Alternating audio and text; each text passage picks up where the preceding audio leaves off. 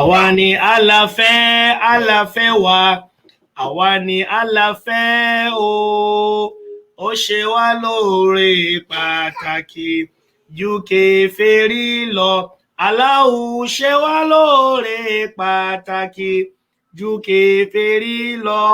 Allah ṣe wá lóore pàtàkì, òṣùbà rere o.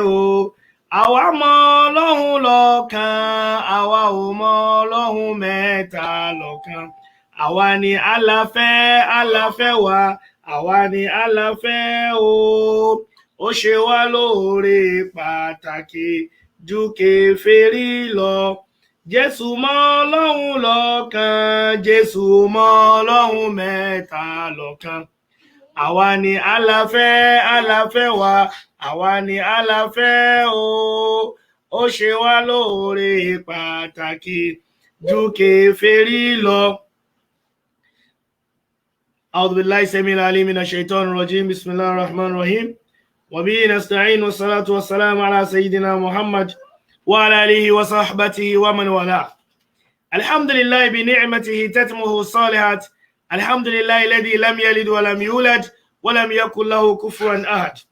الحمد لله الذي أنزل على عبده الكتاب ولم يجعل له عوجا قيما لينذر بأسا شديدا من لدنه ويبشر المؤمنين الذين يعملون الصالحات أن لهم أجرا حسنا ماكثين فيه أبدا وينذر الذين قالوا اتخذ الله ولدا ما لهم به من علم ولا لآبائهم كبرت كلمة تخرج من أفواههم إن يقولون إلا كذبا.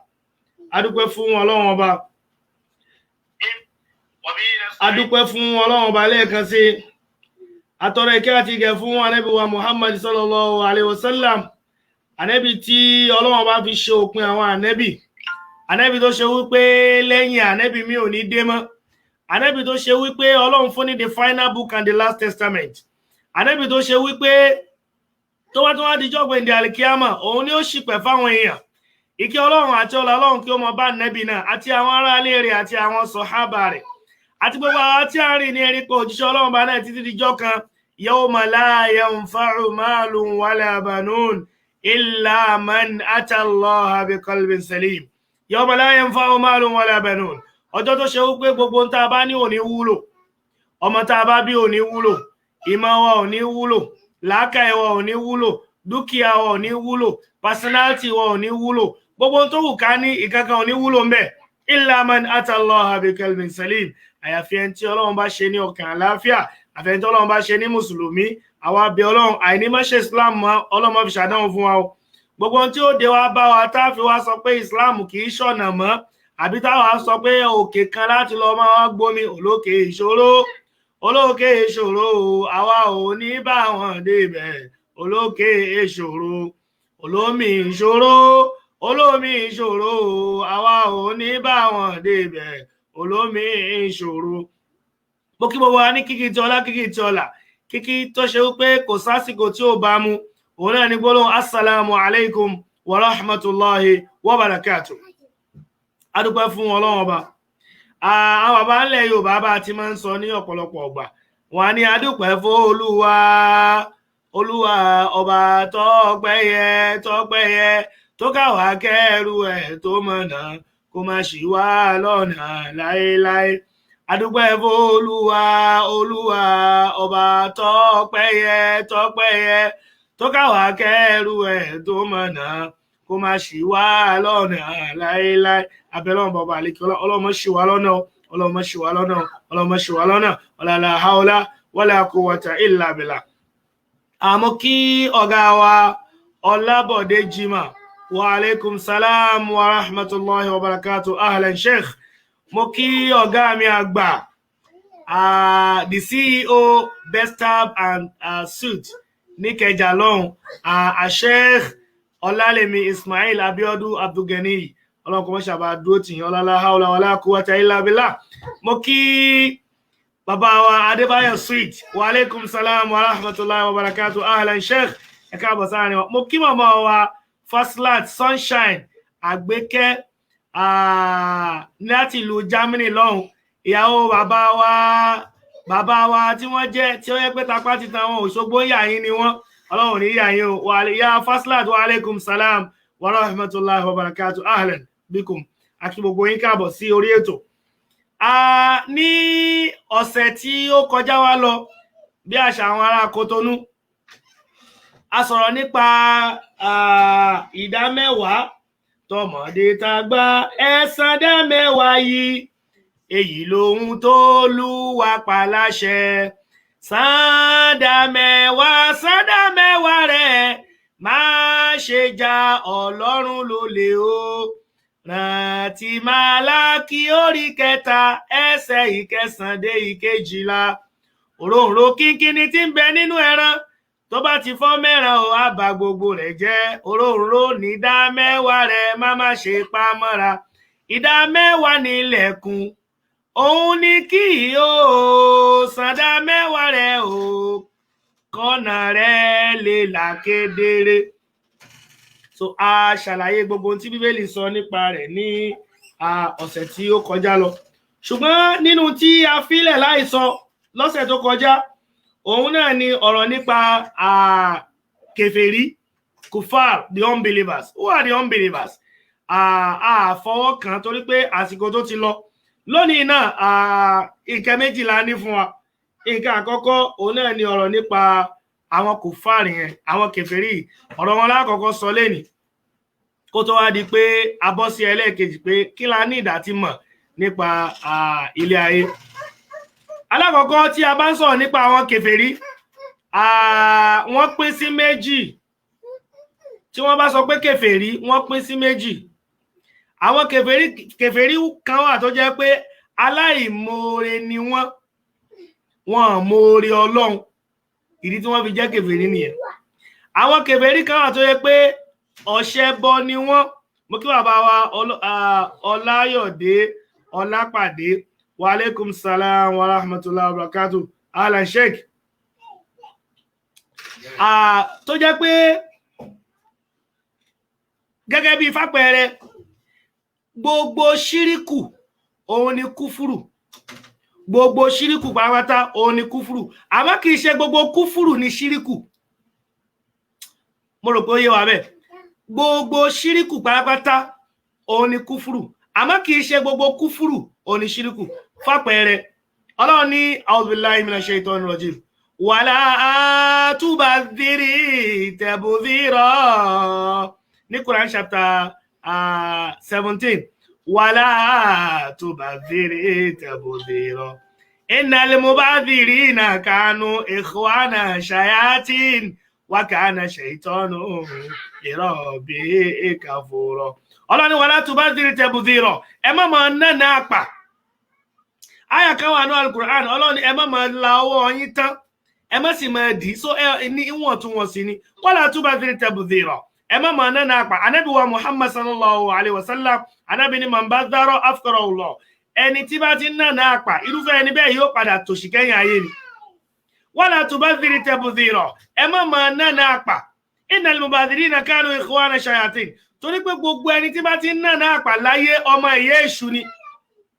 Wa kana shaytanu lirabbihi kafura torí pé èṣù aláìmoore ni sọ́lọ́run rẹ̀ ìtumọ̀ ẹni pé gbogbo ẹni tí bá ti nánà àpà aláìmoore ni. Ìyẹn yìí ṣe kò é ṣe ṣíríkù àìmoore ló ṣe sọ́lọ́run so irúfẹ́ bẹ́ẹ̀ ó yàtọ̀. So nǹkan ní máa wá mú tírà wá torí pé mo mú tírà kan wá tí mo fẹ́ máa yẹ̀wò al-kaba'ir àmọ́ yóò gbà wá lásìkò tí máa ní kí n máa wo pé kí ni kí wọ́n ń pè ní ṣíríkù kí náà ń pè ní kúfùrù yóò gbà wá lásìkò ṣùgbọ́n mo rò pé pẹ̀lú gbogbo analysis kékeré tí mo mú wá yóò ti yé wa gbogbo ṣíríkù pátápátá òun ni kúfùrù àmọ́ kì í ṣe gbogbo kúfùrù ni ṣíríkù. Tábà lọ màá tún máa ṣàlàyé. So aláwọ̀kọ́ ni pé nǹkan mẹ́ta láwò lọ́ndà yìí nítorí àsìkò wa á wo marriage á wo circumcision á sì wo worship ló yẹ ká ti gbé ṣùgbọ́n á máa gbé ń bẹ̀ torí àwọn biblical references so to show that kò Ọlọ́run ọba àlékè ọlá Bíbélì sọ̀rọ̀ kan in the book of 1 Corinthians chapter 14 verse 33. The Bible says God is not an author of confusion but that of peace. Ọlọ́run kì í ṣọba rúdurùdu ṣùgbọ́n ọba àlàáfíà. Ọlọ́run kì í dà nǹkan rú. Ọlọ́run ò lè gbé Christianity kó gbé fún Jesus Christ, kó wá gbé Islam kó gbé fún Ànábì wa Muhammad sallallahu alaihi wasallam bí wọ́n sọ ní last week. Ẹ̀sìn wo lọ́lọ́run wá fún Mósè àti gbogbo àwọn ànábì Ọlọ́run tó kù. So Ọlọ́run kì í dà nǹkan rú rárá bó ti wulẹ̀ kó mọ. Ọlọ́run ó fún wa ní guideline àwọn nǹkan tá a need láti ṣe láti dọ́dọ̀ Ọlọ́run. So mo ní máa gbé láti marriage. Ẹ rí pé nínú Al-Qur'an Ọlọ́run sọ fún Ànábì wa Muhammad sallallahu alaihi wasallam, Ọlọ́run ní fankihu ma taba lakum minan nisa. Ẹ fẹ́ èyí tó bá wù yín nínú obìnrin. Ṣé mọ̀ pé oníkálukú ní choice. Ẹlòmíì ń bẹ tó fẹ́ràn obìnrin tó sanra, ẹlòmíì ń bẹ tó fẹ́ràn obìnrin tó lẹ̀pa, ẹlòmíì ń bẹ tó fẹ́ràn obìnrin tó kúrú, ẹlòmíì ń bẹ tó fẹ́ràn obìnrin tó dúdú, ẹlòmíì fẹ́ràn obìnrin tó pupa, ẹlòmíì fẹ́ràn obìnrin tó chocolate. Ṣàǹkẹ́ Ọlọ́run ti tú wa lẹ̀. Ọlọ́run ní fankihu ma taba lakum minan nisa. Ẹ fẹ́ èyí tó bá wù yín nínú obìnrin. Ọlọ́run ti tú wa lẹ̀ báwọn. So it's our choice láti wá òkú okay, which one comes my way? Bẹ́ẹ̀ náà dẹ̀ ní nínú Bíbélì, the Bible says be fruitful and multiply. Ẹ máa bí sí, kẹ́ ẹ sì máa rẹ̀ sí. There is no celibacy in Islam. La rabaniyya fil Islam. Pé kẹ́nìkan wá sọ pé bí mo ṣe wà yìí omi ní márì lókùnrin àbí lóbìnrin, èèwọ̀ ní nínú Islam. So kì í ṣe ẹ̀kọ́ Ànábì wa Muhammad sallallahu alaihi wasallam nípa ẹ̀bẹ̀. So dandan ni nínú òfin Ọlọ́run òun náà ní ká márì ó wà tó yẹ pé kò rújú pàápàá lọ́dọ̀ àwọn Christians, kò rújú lọ́dọ̀ àwọn Mùsùlùmí, kò rújú kódà lọ́dọ̀ àwọn afẹ́fúndáràn àǹkò kò rújú náà lọ́dọ̀ tiwọn náà tó pé àwọn náà máa fẹ́ àwọn wọn a sì máa fẹ́ ọkọ, which is stable. Now apart from that, àwọn wò pé àwọn laws kan wà nínú Bíbélì tó yẹ pé once you don't obey them or once you don't follow them, you become a kafir. Àkọ́kọ́ ńbẹ̀ ni wípé in the book of Genesis, chapter 17 verse 10. The book of Genesis chapter 17 verse 10. Ẹgbọ́n tí Bíbélì sọ, the book of Genesis chapter 17 verse 10. Láti àsìkò bàbá ńlá wa Ádámà alayhi salatu wassalam, Abraham tó jẹ́ àpẹẹrẹ ìgbàgbọ́. Ẹ rí pé kí n tó lọ lórí marriage, mo ṣàlàyé fún wa nípa ìgbà tí mo ń ṣàlàyé Agar àti ìkejì rẹ̀. Mo ní ìgbà tí Sarah ò tètè bímọ ló fi Agari fún Abraham, which is marriage. So the marriage of Agar to Abraham was legal. So la shaka fi dhalik, yín kò sí ṣàkúṣàkà ńbẹ̀. As marriage ó fún, so ó dẹ̀ wà valid bẹ́ẹ̀ látàsìkò Abraham. Kódà kì í kò tún wá mọ lórí àwọn méjì yẹn gan, ṣàmọ̀kọ́ mo tún padà establish wípé kódà Ketura náà ní Genesis chapter 25 verse 1 and 1 Chronicles chapter 1 verse 38, bó ti yẹ pé níbẹ̀ yẹn wọ́n ní concubine, àmọ́ ìyẹn kọ́ la fẹ́ argue nísìn. So circumcision yìí òfin kan tọ́lọ́run ọba àlékè ọlá tó tẹ́ ń pẹlẹnu mọ́ni nínú Bíbélì gan. Genesis chapter 17 ẹ bá ń wo verse 10. Èyí ni májẹ̀mú mi. Ẹ máa gbọ́, Bíbélì ní Ọlọ́run sọ fún Abraham wípé èyí ni májẹ̀mú mi. Tí ẹ̀yin ó máa pamọ́ láàrin tèmi tiyín. You just have to keep it. Ẹ máa pamọ́ láàrin tèmi tiyín, gbogbo yín pátá, gbogbo ẹ̀yin tẹ́ bá lè gba Ọlọ́run gbọ́, gbogbo ẹ̀yin tẹ́ bá lè tẹ̀lé Abraham tó jẹ́ òjíṣẹ́ mi, ẹ gbọ́dọ̀ pamọ́. Carry on. Àti láàrin irú ọmọ rẹ. Àti láàrin generation yín, láàrin irú àwọn ọmọ yín, tẹ́ ẹ bá ti yapa sí mi, ẹ gbọ́dọ̀ tẹ̀lé. Carry on. Lẹ́yìn rẹ̀, gbogbo ọmọkùnrin. Bíbélì ní gbogbo ọmọ ọkùnrin nínú yín ni a ó kọ́ ní ìlà. A gbọ́dọ̀ circumcise wọn. Gbogbo ọmọ ọkùnrin pátápátá a gbọ́dọ̀ circumcise wọn. Dandan nìyẹn. Gbogbo ọmọ ọkùnrin pátápátá a gbọ́dọ̀ circumcise wọn. Ẹ̀yin ó sì kọ ara yín ní ìlà. Ẹ tún wá kọ ara yín ní ìlà. Carry on. Òun ni yóò sì ṣe àmì májẹ̀mú láàrin tèmi tiyín. Ṣé àkọ́kọ́ nìyẹn o. Kẹ́ lè bá mọ̀ pé tọ́lọ́run bá ti sọ̀rọ̀, Ọlọ́run máa ń dúró ti ọ̀rọ̀ tó bá sọ. tí Ọlọ́run bá ti sọ̀rọ̀ yóò dúró ti ọ̀rọ̀ ẹ̀. Ẹ bá mi wo verse 14 ọ̀rọ̀ ẹ̀. Àti ọmọkùnrin Ẹ̀hẹ́. aláìkọlà Ṣé wá rí gbogbo ẹni tá a bá ti circumcise, carry on, tí a kò kọ ìlà ara rẹ̀. tá a kọlà fún, tá a circumcise, ẹ̀hẹ́. Ọ̀kan náà ni a ó sì ké kúrò nínú àwọn ènìyàn rẹ̀. Ẹ̀hẹ́, irú ẹni yẹn ó yẹ ká pàdánù ni. Torí pé kèfèrí ò wúlò náà, ká pàdánù ni. Lẹ́yìn pé tó bá gbọ́, Ọlọ́run bá gbọ́. Now, lẹ́yìn yẹn, Ọlọ́run tún wá establish fact pé kò tán síbẹ̀ o. Ní verse 24 ńkọ́, kó fi yẹn kó lè bá a múlẹ̀. Abraham sì jẹ́ ẹni 99. Ṣé rí o? Abraham was 99 years old. Nígbà tí a kọ ní ìlà. So òun la àkọ́kọ́ nílà a perfect ẹ̀ pé ìwọ ló bẹ̀rẹ̀. Ọlọ́run ní akọ́ nílà at the age of 99 years. Ní verse 25 ńkọ́. Àti Ismail ọmọ rẹ̀. Ismail ọmọ rẹ̀ náà. Jẹ́ ẹni ọdún 13. 13 years nígbà ẹ̀ wọ́n ti bí Isaki rárá o. Wọ́n ti bí Isaki rárá o. Nígbà náà, this is Bible. Wọ́n ti bí Isaac rárá. Nígbà tí a kọ ìlà ara rẹ̀. Ìgbà tá a kọ́ ní ìlà ara rẹ̀. In fact, ó funny báwọn Exodus chapter 4 verse 24. Ọlọ́run fẹ́ pa Abrahamu. Ọlọ́run ṣe mọ̀ pé ní verse 14 yẹn Ọlọ́run ní gbogbo ẹni tí ò bá ti kọlà pátápátá. Akáke kúrò lórí ẹ̀ ká pa. Ọlọ́run fẹ́ pa Mósè torí pé kò kọlà fọ́mọ ẹ̀. Ní Exodus chapter 4 verse 24. The book of Exodus chapter 4 verse 24.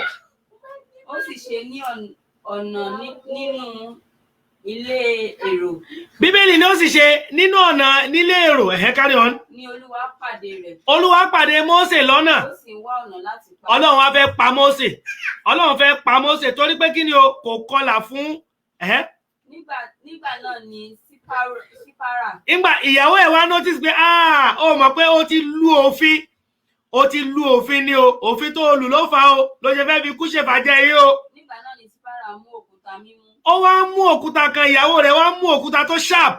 Ó sì kọ ọmọ rẹ̀ ní ìlà. Ó wá sáré kọ ọmọ yẹn nílà kíákíákíá. Ó sì sọ sí ẹsẹ̀ Mósè. Ó wá sọ òkúta yẹn, ó sọ sí ẹsẹ̀ Mósè. Ó sì wí pé ọkàn ẹlẹ́jẹ̀ ni ìwọ fún mi nítòótọ́.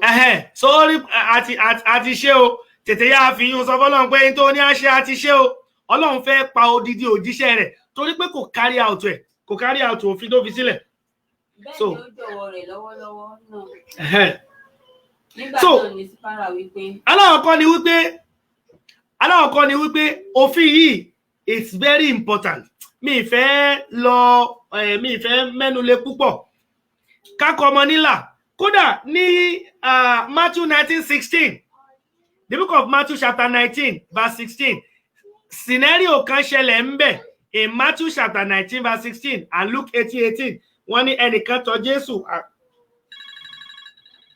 tọ̀ Jésù Kristi wá. Ẹnìkan tọ̀ Ànábì wa Isa alayhi salatu wasalam, ó tọ̀ wá. Sì kíyèsí. Àti kíyèsí, rárá, kìí ṣe bí gan. Báwo Matthew chapter 15. Matthew chapter 15 ní verse 24. The book of Matthew chapter 15 verse 24. Matthew chapter 15 verse 24. Back verse 22. Ṣùgbọ́n kò sì dá lóhùn. Matthew chapter 15 verse 22. 15:22. A ti wò. Obìnrin kan ará Kénáánì. Obìnrin kan ará Kénáánì ó wá láti region yẹn.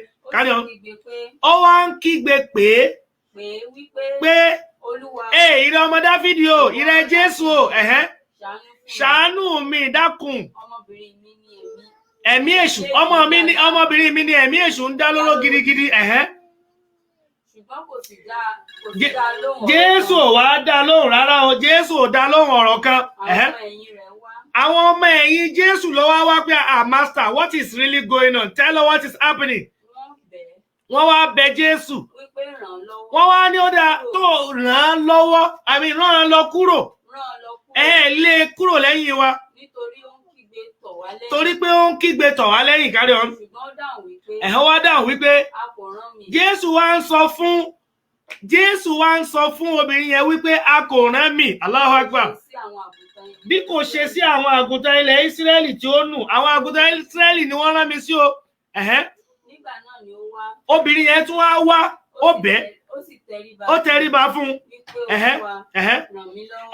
ìwọ ló sọ pé ìbùkún ni fún ẹni tó bá ń ṣàánú torí pé yóò rí àánú gbà nígbà tó ti wá ṣàánú mi ó dá ràn mí lọ́wọ́ sẹ̀ ó tún wá Jésù wá dá lóhùn wípé kò tọ́ kí a mú àkàrà àwọn ọmọ ká fi fún ajá kò tọ́ rárá that is pé gbogbo ẹ̀yin reason ni wípé ṣé ẹ rí ọ̀rọ̀ yẹn gangan ó ní pé àwọn obìnrin yẹn ó wá láti ìran tí wọn kì í kọlà fún àwọn ìran tí wọn kì í kọlà fún tí wọn kì í circumcise òun ni obìnrin yẹn ti wá torí Matthew chapter 5:7 Jésù fúnra rẹ̀ ló sọ fún wa pé ìbùkún ni fẹ́ni tó bá ń ṣàánú nítorí pé wọ́n rí àánú gbà ìgbà tí obìnrin yẹn wá pé ṣàánú mi Jésù ní olóṣìlẹ̀ lè jàre àní ìdẹ̀ torí pé wọn kì í circumcise wọn níbi tí wọ́n ti wá ìyẹn dúró bẹ́ẹ̀ torí àsìkò wa now ẹlẹ́ẹ̀kẹta tó wà ń bẹ̀ òun ni worship Ànábì wa Muhammad sallallahu alaihi wasallam ọkìn tó máa rọ̀ Ànábì wa nínú al-Qur'an in Quran chapter 22:77 ọlọ́ni yá ayyuhal ladhina amanu isbiru yá ayyuhal ladhina amanu a'udhu billahi minash shaitonir rajim ọlọ́ni yá ayyuhal ladhina amanu ruk'u wasjudu wa'budu rabbakum ọlọ́ni yá ayyuhal ladhina amanu ẹ̀yin olùgbàgbọ́ òdodo irka'u ẹ tẹríba wasjudu kẹ́ẹ̀sì forí kanlẹ̀ wa'budu rabbakum kẹ́ẹ̀sìn Ọlọ́run bá yín ìtumọ̀ ẹ̀ ní wípé ìjọsìn ń bẹ níbi kí a fi orí kanlẹ̀ ìjọsìn gangan nìyẹn ló fi jẹ́ pé ní Exodus chapter 20 ẹ bá ń gbé the book of Exodus chapter 20 ẹgbọ́n tọ́lọ́run gan sọ as instruction fún Ànábì wa Musa alayhi salatu wasalam Exodus chapter 20 verse 1 the book of Exodus chapter 20 verse 1 ẹ máa gbọ́ Ọlọ́run sọ gbogbo àwọn ọ̀rọ̀ wọ̀nyí wípé I am your Lord, the God that brought you out of Egypt. Láti oko ẹrú jáde wá. O gbọ́dọ̀ sin Ọlọ́run mi o gbọ́dọ̀ forí balẹ̀ fún Ọlọ́run mi o gbọ́dọ̀ lẹ́lòmíì tó ń pè o gbọ́dọ̀ lẹ́ni tó ń tọrọ ọ̀ràn lọ́wọ́ ẹ o lẹ́yìn èmi Ọlọ́run. O dẹ̀ gbọ́dọ̀ ya ère kéré fúnra ara rẹ. Tàbí àwọn ọláṣẹ máa ń sọ fáwọn Christian pé nígbà wọ́n wà á ya picture Jésù wọn wá máa kọrin fún pé ẹ wo Jésù lórí pẹpẹ ẹ wo Jésù lórí pẹpẹ ẹ wo Jésù lórí pẹpẹ ẹ wo Jésù lórí pẹpẹ ó ń gbọ́ àdúrà mi ó ń gbọ́ àdúrà mi ó fún wa lóúnjẹ jẹ ó fún wa lóúnjẹ jẹ ogun ọ̀run o ẹ sọ̀kalẹ̀ wá ẹ wá bá wa ṣe ẹ gbọ́dọ̀ ya erékéré fúnra yín kódà nínú ṣọ́ọ̀ṣì nínú àwọn sẹ̀lẹ̀ àtọ̀pọ̀lọpọ̀ àwọn churches wọ́n wà á ya ère Jésù báyìí despite wípé Bible fún wọn ní instruction wípé wọ́n gbọ́dọ̀ wọ́n fún wọn ní instruction wípé wọ́n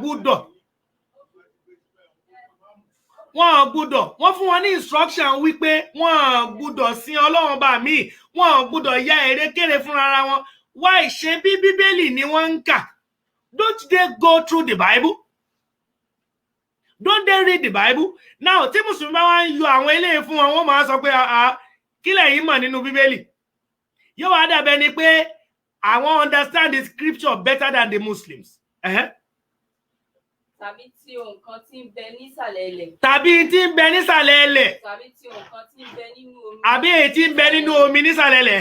Ìwọ kò gbọdọ̀ tẹ orí ara yín. Ẹ gbọ́dọ̀ tẹ orí ara yín bá fún wọn o. Bẹ́ẹ̀ ni ìwọ kò gbọdọ̀ sìn. Ẹ dẹ̀ gbọ́dọ̀ sìn wọ́n. Nítorí èmi ni Olúwa Ọlọ́run rẹ.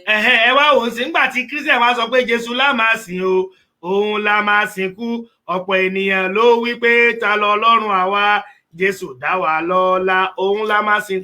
Bẹ́ẹ̀ sì ni in the book of Romans chapter 1 verse 25 Bíbélì ní àwọn tó yí òtítọ́ Ọlọ́run padà sí èké wọ́n bọ̀ wọ́n sì ń sin ẹ̀dá ju ẹlẹ́dàá lọ wọ́n ń sin ẹ̀dá ju ẹlẹ́dàá lọ ẹ wá ń sin ẹni tí Ọlọ́run bá dá yàtọ̀ sí ẹni tí Ọlọ́run bò dá àmì ẹ ń sin ẹni tó dá wa tó yẹ ká máa sìn ẹ wá fílẹ̀ ẹ wá ń sin nǹkan míì tó yàtọ̀ sí Ọlọ́run bẹ́ẹ̀ dẹ̀ ni nínú Bíbélì ẹ bá ń wo Matthew chapter 26 verse 39 the book of Matthew chapter 26 verse 39 Matthew chapter 26 verse 39 Matthew chapter 26 verse 39 Ó sì Jésù sì lọ sí iwájú díẹ̀. Jésù dojúbolẹ̀.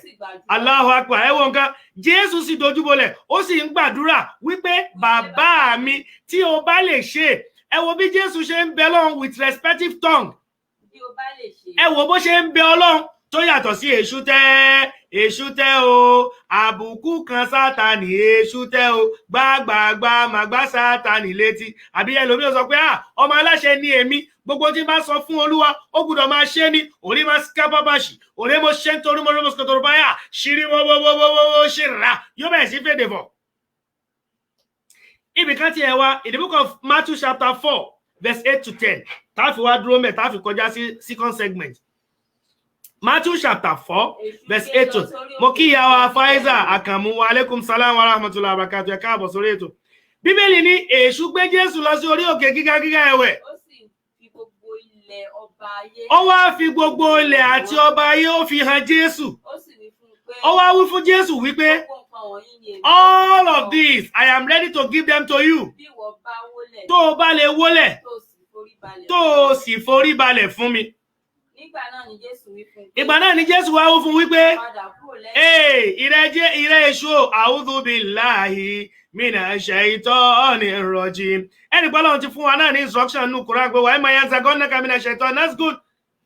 Fasta'idh billahi innahu sami'un alim. Ọlọ́run ní tí ìṣẹ́rí bá bá yín látọ̀dọ̀ èṣù ẹni a'udhu billahi minash shaitonir rajim. Jésù ní padà kúrò lẹ́yìn mi Sátánì. Torí pé a ti kọ̀wé rẹ̀ wípé Olúwa Ọlọ́run rẹ nìkan ni kí o máa forí balẹ̀ fún. Ó nìkan ṣoṣo ní kó dẹ̀ máa ẹ̀rí. Olúwa Ọlọ́run rẹ ni kí wọ́n kí o máa forí balẹ̀ fún. Ó nìkan ṣoṣo ní kó máa Ọlọ́run nìkan lè yẹn sìn. These are there in the Bible. How dare you worship Jesus? How dare you worship lesser God? Ọlọ́run má ṣe wá lọ́nà. Ọlọ́run má ṣe wá lọ́nà. Ọlọ́run má ṣe wá ní kèfèrí o. Ọlọ́run má ṣe wá ní kèfèrí. Ẹlẹ́ẹ̀kejì ní ọ̀sẹ̀ tí ó kọjá, alhamdulillah, a ṣe àdúà wípé Ọlọ́run bá kó jọ nínú ọlánú àánú ẹ̀ ẹjọ́ case tó wà láàrin Ustaz Jami Alaba Adegunwa Labaika the Christ Ọ̀tápọ̀ 1 àti Malam Yusuf Adépọ̀jù kọ́lọ́run bọba àlékí ọlá kó bá wa fòpin sí pé eléyìí kìí ṣe tí ó dùn máa wa mùsùlùmí nú. Tá bá sọ pé ẹ̀sìn wa preaches peace or is a religion of peace, àwa rí pé àwọn méjì wá ń bára wọn jà lórí ọ̀rọ̀ tí ò ní túmọ̀. Ẹ rí pé kò ní pẹ́ tí kiri ó gan ó fi béèrè pé ẹ dákun ẹ sì sọ pé ẹ̀sìn yìí ẹ̀sìn àlàáfíà ni, kí ló wá dé tẹ́ ẹ practice peace láàrin. Ọlọ́run má jẹ́ kí iṣẹ́ ìtọ́n lánàtúlàlẹ̀ kó ráyè lọ́dọ̀ wa. Àwọn nǹkan mẹ́rin kan ni mo kọ́ ní environment yẹn. Ṣé mọ̀ pé àwọn olóyìnbó àwọn náà máa ń sọ pé traveling is part of experience. I was there live and direct just to witness the law court. Èyí tí ìdè court rí. Alhamdulillah, mo kẹ́kọ̀ọ́ tó pọ̀. Kó tó wá di pé wọ́n parí ètò yẹn, ẹni t'Ọlọ́run fi ṣe lọ́ọ̀dù wọn ń bẹ̀ tó jẹ́ adájọ́, ó sọ àwọn ọ̀rọ̀ kan tẹ́ fi mọ̀ pé onílàákàyè lẹni t'Ọlọ́run fi sáàyè. Ọlọ́run máa fi ẹni tó nílàákàyè káwọn èèyàn ó lè kẹ́kọ̀ọ́. Ẹ rí pé Ọlọ́run máa ń sọ náà fún wa pé wa fi anfusikum afala tubsirun. Àpẹẹrẹ ń bẹ lára tẹ̀yin náà. Bẹ́ẹ̀ bá wòra yín dáadáa, ẹ máa rí àpẹẹrẹ àwọn nǹkan ẹ máa rí lára yín náà tó ẹ pé ẹ ṣe làákàyè. George yẹn ní ẹgbọ́ ẹ̀yin èèyàn tí wàhálà bá ti wà kò lè ṣe kó mọ̀ sí wàhálà o. We disagree to agree. Àbí òun ṣe máa ń sọ ìbò yìí, àwọn olóyìnbó yóò ti yé wọn. We disagree to agree. Wàhálà ó máa wà, gbọ́n mi sí omi ò tó máa wà. Ṣùgbọ́n tí wàhálà bá ti wà, ẹ̀yin èèyàn ẹ máa fi ọmọlúwàbí kún o. Ẹ jẹ́ kí ọmọlúwàbí máa wà nínú tí ẹ máa fi kún nǹkan. Ẹ má máa jàjà àjàdíjú.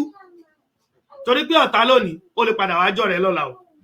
Pàápàá jùlọ in tí Islam wa kọ́ wa. In tí Islam wa kọ́ wa kò fẹ́ ká máa ja àjàdíjú torí pé a padà pàdé ńjọ́ kan náà. Ẹlẹ́ẹ̀kejì, adájọ́ náà ní ẹ ṣọ́ra o. Pàápàá jùlọ fún tẹ́ẹ̀rí lórí Facebook. Ẹlòmíì kọ́pì and paste òun ló ba ayé ẹ̀jẹ̀. Ẹ ṣọ́ra púpọ̀ lórí ntẹ́mọ̀ copy lórí stage. In fact a ti rí ọ̀pọ̀lọpọ̀ ìgbéyàwó tó yẹ pé wọ́n ní wọ́n pé ló sì tú ọ̀rọ̀ wọn ní wọ́n pé òun ló tú tá bá bẹ̀rẹ̀ pé kí ló dé pé wọ́n sọ pé ó ń ṣe báyìí òun ló léyàwó rẹ̀ lọ sí. Ẹlẹ́ẹ̀kẹta bàbá wa kan wà lára àwọn olórin tó ti pẹ́ nílọrin àwọn àgbàlagbà ló ti mọ̀ wọ́n kì í ṣe àwọn ọmọ tó yẹ pé Ọlámídé ni wọ́n ń jó sí àbí Naira Marley rárá àwọn àgbàlagbà jọ gẹ́gẹ́ bá wa ọmọ àwa ti sin lọ́dọ̀ Yorùbá ń bí tó yẹ pé ó kéré nu wa tó dá Yusuf Ọlátúnjí Jímọ̀ tẹ bá sọ fọmọ mi pé àwọn orin inú Yusuf Ọlátúnjí yóò gbé kí náà ń pè ní Yusuf Ọlátúnjí torí pé wọn gbọ́ rí bàbá yẹn wọ́n máa ń pe orúkọ ẹ̀ ní Odò Láyé Àrẹ̀mú ó ní ẹlòmíì á máa hùwà bí ẹni pé kò ní í jáde láyé mọ́ ẹlòmíì á máa hùwà yẹn dáradára yóò máa hùwà rédèrèdè yóò máa hùwà játijàti ránunràun bí ìgbà tó ṣe wípé kò ní kúrò láyé mọ́ á kúrò láyé ńjọ́ kan Ànábì wa Muhammad sallallahu alaihi wasallam Ànábì ní udu al-marid wattabu al-janaiz tudhakkirukum al-akhirah Ànábì ní ẹ máa bẹ̀ aláìsàn wò wattabu al-janaiz ẹ sì máa lọ participate níbi janaza tudhakkirukum al-akhirah yóò máa ra yín létí pé ìjọ́ kan náà wọ́n gbẹ̀yìn wọ́n ṣẹ̀yìn náà báyìí ìjọ́ kan náà wọ́n gbé ọ jáde kúrò ní mighty house yẹn tó ń jọ ẹ́ lójú yẹn ìjọ́ kan wọ́n gbé ọ jáde kúrò níbi àwọn aṣọ rẹ̀ tí ń jọ màmá wa kan nígbà tí mò ń bọ̀ ní Ìlọrin níjọ́ Thursday màmá wa náà wọ́n ní Ọlọ́run mọ́ ṣàbá mi ṣe dáadáa fún wọn Ọlọ́run kó mọ́ ṣàbá mi ṣe kú nísìmí fọ́kọ wọn wọ́n ní ikú ọkọ wọn ó jẹ́ kán learn a lot of things wọ́n nígbà tọ́kọ wọn wà láyé wardrobe ẹ̀ kò sọmọ tó gbúdọ̀ débẹ̀ wọ́n ní tó bá ṣe mistake ìgbàgbé kí sílé nígbà tí ó bá fi padà délé wàhálà ó so ta ló débi wardrobe ta ló ṣe gbá ta ló ṣe tí ó di wàhálà tí ó ṣe wọ́n wá ní ọjọ́ táwọn wá lọ sí wardrobe yẹn subhanallah táwọn fẹ́ lọ fi aṣọ yẹn àwọn fẹ́ lọ wọ́n fẹ́ lọ fi tọrọ fún àwọn oníbàárà wọ́n wá òkè wardrobe tálayé ìfẹ́ kẹ́nibọ̀dì ṣíre o wardrobe tí bàbá jẹ́ pé bẹ́yàn bá débẹ̀ yóò di wàhálà eré o wọ́n ní àwọn wá kó gbogbo aṣọ yẹn torí pé kò sẹ́ni tó lè wọ̀ àwọn mọ́ṣì kéré wọ́n wá kó gbogbo aṣọ yẹn wọ́n lọ fún àwọn oníbàárà ní Ayétòrò àwọn àtàbámọ̀ Òṣogbo dáadáa yàn wọ́n wá lọ kó fún wọn wọ́n wá ní nísìnyí tí bá débi wardrobe yẹn is empty bọ́rọ̀ lé ayé ti rí nìyẹn kí là ń dìmú káì àfáà ní kò ń sọ̀rọ̀ kú la fẹ́ sọ lónìí so ẹ̀rí àwọn àfáà sọ̀rọ̀ lọ tó pọ̀ yá máa ń bi dúnìyà ostagon àpẹẹrẹ tó múlẹ̀ ayé kan lé kókókó kọ̀díkọ́ rọ̀ ohun tún lára amal èrò rẹ tó kún ni mo fẹ́ digbá mo fẹ́ dàwó wàlámi yazal fi gọ́flatin ó sì ní gbò ní yẹ kúrò mẹ́ hátàdà náà omi lọ àjà títí tí kò fìdí wa bọ̀ ẹ̀rí ẹlẹ́ẹ̀kẹrin ń bẹ̀ kó tó di pé àwọn èèyàn mọ̀ pé wọlé sórí ètò láti contribute àwọn màmá wa kan Ọlọ́run tún kádàrá kí n tún ṣàgbákò wọn ń bẹ̀ àwọn ń sọ̀rọ̀ àwọn màmá yẹn ní we are fortunate wípé a wà nílùú Islam but fortunately and unfortunately there are no Muslims there subhanallah ẹ wo ọ̀rọ̀ a wà fortunate láti wà ní ìlú Islam but in tó ń panilẹ́kún ni pé kò sí mùsùlùmí ń bẹ̀ kí ló dé because the behavior of the Muslims is inversely proportional to what Islam preaches and exactly that is it ìwà àwa mùsùlùmí ó yàtọ̀ sí tí Islam preach ó yàtọ̀ sí táǹkà ní al-Qur'an ó yàtọ̀ sí táǹkà ní hadith ẹ̀rí àwa náà láti mọ̀ ní káwọn wáyé mọ̀ níwọ̀nba kàkà ọ̀run ní kálé àwọn yẹn náà ni wọ́n wá ń wáyé lónìí tán fọ̀run lẹ̀ Ọlọ́run má ṣì wá lọ́nà o Ọlọ́run má ṣì wá lọ́nà o Ọlọ́run má ṣì wá lọ́nà mo fẹ́ kí àwọn èèyàn sọ sí orí ọ̀rọ̀ méjì tí wàhálà bá wà ká máa fi ọmọlúwàbí kún ẹlẹ́ẹ̀kejì òun náà ni pé a wà nílùú Islam ṣùgbọ́n kò sáwọn mùsùlùmí ń bẹ̀ bó la ṣe fẹ́ ṣe tó fi jẹ́ pé pẹ̀lú bá ṣe wà ní Islam yìí náà o ìlú a padà máa rí àwọn mùsùlùmí ń bẹ̀ with time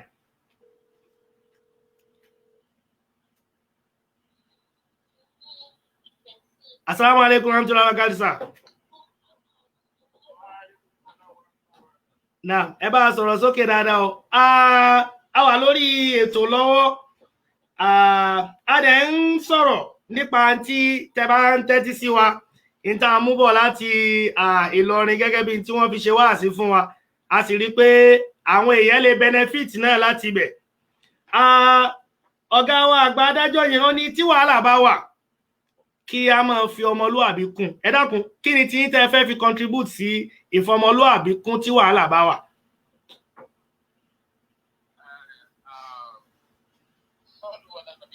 Sallallahu alaihi wasallam.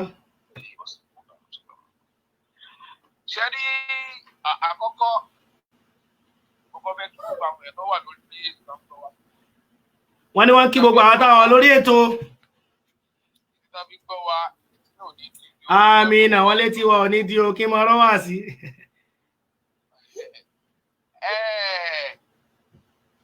Àdúrà ti kọ́ wa ní gbogbo kan. Allahu Akbar. Kódà ní Màlúkúránì, àdúrà jẹ́ kíkà àdúrà àti àdúrà gan ìjọmọdún àti gbọ́dọ̀ wà bẹ́ẹ̀. Allahu Akbar. Torí pé èèyàn gbọ́dọ̀ fi ìgbéraga ka àdúrà ẹ̀ gbọ́dọ̀ wà ní ìrẹ̀lẹ̀ kó tó ká àdúrà. Èèyàn gbọ́dọ̀ ṣègbéraga tó bá ń ka Al-Qur'an. Bẹ́ẹ̀ni. Torí gbogbo nǹkan gbogbo ọ̀rọ̀ tó wà nínú àdúrà ọ̀rọ̀ ìrẹ̀lẹ̀ ni. Allahu Akbar. So ìyẹn fi hàn pé ìjọmọlúàbí wá start láti jẹ́ mùsùlùmí. Mùsùlùmí gbọ́dọ̀ ẹ tó jọmọlúàbí náà pè mùsùlùmí. Allahu Akbar. So kì í ṣe ọmọ jàgídíjàgan. Kì í ṣe ọmọ jàgídíjàgan. Allahu Akbar. Kò ní ìdí kí adájọ́ tó sọ fún wa pé a gbọ́dọ̀ fi ọmọlúàbí kún kó tó ní báwa gan ti ẹ̀rù pé ó yẹ ká fọ ọmọlúàbí. Allahu Akbar. Tá a bá jẹ́ mùsùlùmí tòótọ́, tá a bá jẹ́ mùsùlùmí tòótọ́. Allahu Akbar. Torí pé kí ni kò ní dáa ká máa fẹ̀dí ara wa síta kára àtàwa máa wá sọ fún wa pé ó yẹ báyìí ló ti yẹ kẹ́ ẹ ṣe náà. Tá a bá mọ̀ pé nǹkan kan náà ni wá, tá a mọ̀ pé mùsùlùmí kan náà jọ ni wá. Kò ní ìdí pé àwọn Yorùbá ní tó ní pápá pẹgbà ìdí àkùkọ. Ọmọ aráyé á bá a fi kólẹ̀. Allahu Akbar. Ọmọ aráyé á bá a fi kó á bá a pè ní pàn. Allahu Akbar. Torí náà, ìgbà tó jẹ́ pé wà gangan àti ìwọ ọmọdún tàbí yẹn láti lé. Tí tádájọ́ wá rí pé kò sí ìjọmọdún àbí lára àwọn eléyìí. Allahu Akbar. Ìdí náà ládájọ́ fi sọ fún wípé kán fi ìjọmọdún àbí. Ẹ̀yin náà ẹ̀wòrú ìjà àwọn òṣìṣẹ́ méjèèjì ní ìfẹ́ dárúkọ wọn. Allahu Akbar. Tó bá jẹ́ wípé wọ́n fi ìjọmọdún ọdún a rí ẹnìkan nu wọn tó fi ìjọmọdún àbí ẹ̀ sílẹ̀ lẹ̀. Ó ní òun fẹ́ jẹ́ kí gbogbo ìjà yìí kó parí. Ṣùgbọ́n a rí ẹnìkejì tó ní rárá o. Ìjọmọdún àbí òun gbé dànù. Allahu Akbar. Àfi tọ́rọ̀ ìbádélé ẹjọ́. Ìyẹn gan ládájọ́ wò pé tó bá jẹ́ pé ìjọmọdún àbí wà bẹ́ẹ̀ ni kò yẹ kí ẹjọ́ yìí ó débi. Ọ̀rọ̀ yóò tiẹ̀ le tó ń tẹ́ ń fàdé ilé ẹjọ́. Allahu Akbar. Kò tí ẹ̀yà. Ọ̀rọ̀ tó yẹ pé kẹ́yìn méjèèjì kẹ́ ẹ pera yín lórí fóònù gan kẹ́ ẹ parí ẹ̀ látòrí fóònù tẹ́ẹ̀ni jẹ́ kẹ́ni kẹ́kọ̀ọ́ bá yín dá sí. Allahu Akbar. Allahu Akbar. Wọ́n pera yín lọ ilé ẹjọ́. Ìbádájọ́ wa sọ fún yín pé kẹ́ ẹ̀ ìjọmọdún àti sí o. Allahu Akbar. Pé abéjèèjì gan-an agbọ́kọ̀pá ìtọ́jẹ́ ìjọmọdún àti wálé. Nǹkan tẹ́mi máa sọ fún wọn gẹ́gẹ́ bí ìmọ̀ràn àtàwọn èèyàn tó ń gbọ́ wa ni pé gbogbo nǹkan tá a bá ń ṣe láyé tó bá ti rántí pé mùsùlùmí ni ọ́ ó dẹ̀ fẹ́ kí àwọn ayé tí wọ́n bá ìwà tó dá lọ́wọ́ ẹ̀ ọgbọ́dọ̀ máa rìn ní ìjọmọlúàbí. Allahu Akbar. Allahu Akbar. Ẹ ṣeun. Ìjọmọlúàbí ẹ gbọ́dọ̀ jẹ́ ìjẹ́ mùsùlùmí ẹ̀ gan ìjọmọlúàbí ni. Allahu Akbar. Jazakumullah. Torí ìwọ tó bá ti kírun márùn-ún lójúmọ́ tó jẹ́ pé gbogbo irun tá à ń kí ìrẹ̀lẹ̀ la fi kí. So gbogbo ẹni tá a bá máa pàdé àtẹni tá a bá máa gbọ́dọ̀ gbàṣe a gbọ́dọ̀ jẹ́ kí ìrẹ̀lẹ̀ wà bẹ́ẹ̀ ìrẹ̀lẹ̀ yẹn gangan yẹn ń pè ní ìjọmọlúàbí. Allahu Akbar. Allahu Akbar. Gbogbo tá a bá ṣe láyé yìí ẹ jẹ́ kí ẹ̀sìn wa kó máa tapa lára wa. Allahu Akbar. Ká má kàn máa jẹ́ ni tí ń sọ ká má máa ṣe gẹ́gẹ́ bí Jésù ṣe sọ̀rọ̀ àwọn Farisí ní Matthew chapter 23 verse 1. Ó ní àwọn Farisí àti Sadusí wọ́n dúró ní ipò Mósè. Ohunkóhun tí wọ́n bá ti wí fún yín pé kẹ́ ẹ ṣe wọ́n, ṣùgbọ́n wọ́n jẹ́ ni tí máa ń sọ ṣùgbọ́n wọn kì í ṣe. Allahu Akbar. Kẹ́ tó lọ ọ̀gá mi, ẹlẹ́ẹ̀kejì màmá wa tó ní ìlú Islam la wà ṣùgbọ́n kò sáwọn mùsùlùmí ń bẹ̀ ẹ dákun kí lẹ rí sí. ẹni tó sọ̀rọ̀ yẹn ọ̀rọ̀ làákà ìgbẹ́ náà sọ. Allahu Akbar. ọ̀rọ̀ tó yẹ kó pomijé lójú àwọn méjèèjì.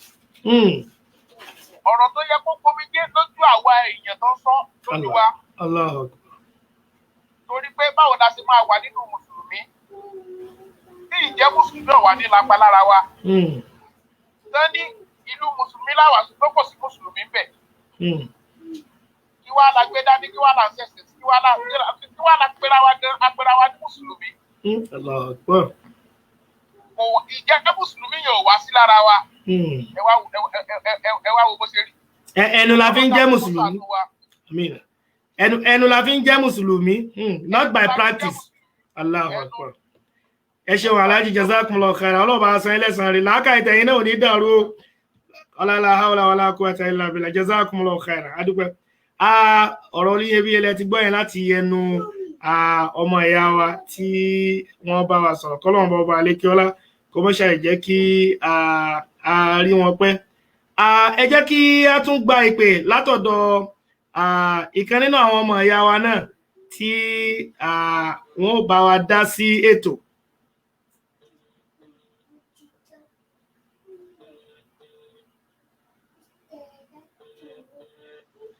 ọlágbára o kọ́lọ́run bá ọba alékiọlá kí ó mọ́. Assalamu alaikum warahmatullahi wabarakatuh. Wa alaikum assalam wa rahmatullahi wa barakatuh. Ayadakumullahu bi nasri wa ridha.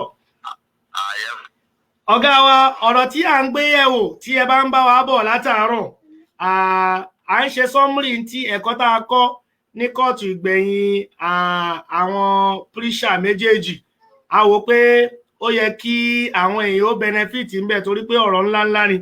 Nínú àwọn ọ̀rọ̀ tí mo fẹ́ kẹ́ contribute sí òun náà ni wípé adájọ́ náà ó ní tí wàhálà bá wà ká máa ti ìjọmọlúàbí bọ́ ẹ dáhùn torí Ọlọ́run kí ni ẹ̀yin náà rí sọ sí nínú ọ̀rọ̀ yẹn. Alhamdulillahi rabbil alamin. Adá ọpẹ́ fún Ọlọ́run. Alhamdulillah. A ti tọrọ ìkẹ́ púpọ̀ fún iṣẹ́ ńlá Ànábì wa Muhammad. Sallallahu alaihi wasallam.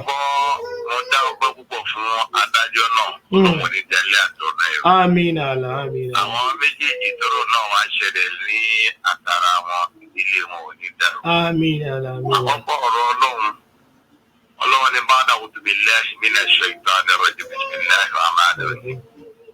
Ọlọ́run ní alladhina yunfiquna fis-sirra'i wad-dharra'i wal-kadhimina al-ghayza wal-'afina 'anil nasi. Wallahu yuhibbul muhsinin.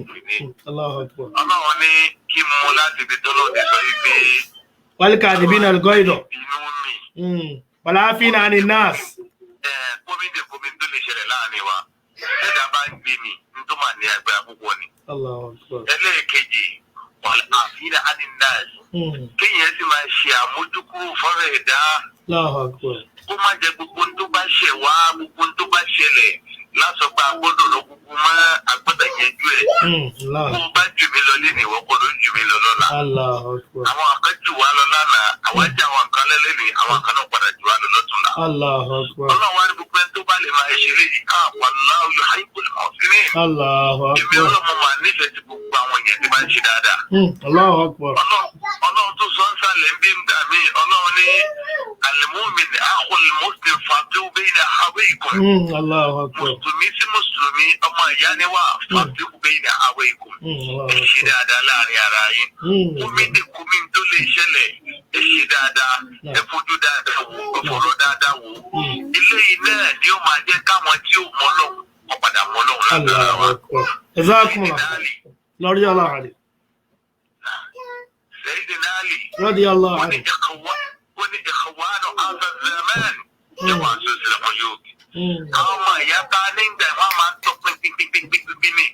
Allahu Lọ́pọ̀ akbar. ìgbà táwa náà bá mú tá a bá dì mú tó bá ní kábílẹ̀ tá a bá di dílẹ̀ wọn ò ní rí láìsí wá dì mú. Allahu Tó akbar. bá níbẹ̀ ọlọ́pàá sábà fi ṣe Àmín àlà. Jazakumullahu khairan. Ó tún kù kan o. Àmín ó kù kan.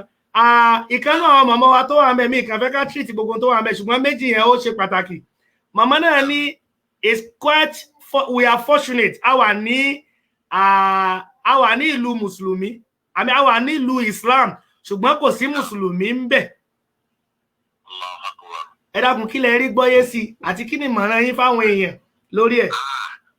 Ọ̀rọ̀ tó ní agbára ni o nítorí pé ká wà nílùú mùsùlùmí ká wà nínú Islam ká má rí mùsùlùmí bẹ́ẹ̀ nǹkan kan tó burú jáì ni. Ilé ìmúmìíràn tí àwọn kankan ní ìṣẹ̀lẹ̀ ní ìsìn tó yẹ pé tá a bá wọlé tá a bá wà bọ̀ à ń padà bá ní lọ́mà sọ pé àáfàá àbí ìmáàmù àbí làdáni tó ń kó àwọn tó di nǹkan mọ́ ní Islam tó ń kó dání níbi tí wà púpọ̀. Ẹ̀bẹ̀ tá a lè bọ́lọ̀ ni pé kọ́lọ́hún yẹ wá kúrò nínú dọ̀gọ̀dì tá a kó sí. Kọ́lọ́hún wọlé yàtọ̀ kọ́lọ́hún yẹ wá kó mẹ́ torí tí ò dání tí ò ṣe fi dígbọ́ ni ọba tí wàá ń yọ ẹ̀dá kọ́lọ́hún máa ṣàjọ gbogbo àwọn. Àmín àmín. Jazakumullahu khairan. A dúpẹ́ fún yín o. Ọ̀rọ̀ lẹ tí mo ti gbọ́ yẹn lẹ́nu ìkan ní ẹnu ọmọ ẹ̀yà wa kọ́lọ́hún bọ̀bọ̀ àlekí ọlọ́kọ́ mọ́ ṣàbáwá san wọ́n ní ẹ̀san olóore tó pọ̀. Ó ṣe pàtàkì púpọ̀ torí pé káwà ní Islam káwà ní ìlú Islam kó má sí mùsùlùmí ń bẹ̀ aburú ni o. Tí wàhálà bá sì wà dandan ni kí a lè fi ìjọmọlúàbí ká fi kún. Ẹ jẹ́ kí a tún gba ìpè lẹ́nu ọmọ ẹ̀yà wa míì. Assalamu alaikum wa rahmatullahi wa barakatuh. Wa alaikum salam wa rahmatullahi. Now, a wà lórí ètò lọ́wọ́ à ń sọ̀rọ̀ nípa ẹni tá a bá bọ̀ ní ọ̀dọ̀ adájọ́ tí a lọ láìpẹ́ yìí tí a sì fẹ́ kí àwọn èèyàn ó kẹ́kọ̀ọ́ ń bẹ̀. Nínú tí a ti ń sọ táwọn èèyàn ti ń bá wa dá sí látàárọ̀ òun ni ọ̀rọ̀ àkọ́kọ́ tí adájọ́ sọ. Ó ní tí wàhálà bá wà ká máa fi ìjọmọlúàbí ká máa fi kún. Ẹ dákun kí lẹ fẹ́ sọ lórí ọ̀rọ̀ yẹn? Assalamu alaikum wa rahmatullahi wa barakatuh. Wa alaikum salam wa rahmatullahi wa barakatuh. Adúpẹ́ fọ́lọ́run. Alhamdulillah. Ṣé rí ìkéyàn kọ́kọ́ jẹ́ ọmọlúàbí Ọlọ́run ló kọ́kọ́ gbé wa. Allah. Made you a Muslim. Allahu Akbar. Because ọmọlúàbí ni ọmọ tó jẹ́ pé tí ọ̀gá ẹ̀ bá sọ pé ṣe báyìí tó ń ṣe ṣàkókò yẹn á lọ máa ròyìn ẹgbẹ́ ọmọ dáadáa lọ́mọ yìí. Ó ti di ọmọ àfẹnubí irú kó má jẹ́ ọmọ àtìtọ́ bí. Ọmọ àfẹnubí ṣẹ̀mọ̀ pé bí tó bá ròyìn ẹ̀ dé lórí á tún máa ròyìn ẹ̀ jù bẹ́ẹ̀ lọ. Ọlọ́run ti kọ́kọ́ fi ìjọmọlúàbí wò wá gẹ́gẹ́ bí mùsùlùmí. Ká wá ní pé mùsùlùmí méjì ṣẹ̀mọ̀ pé ọmọlúàbí méjì lọ́dún yẹn.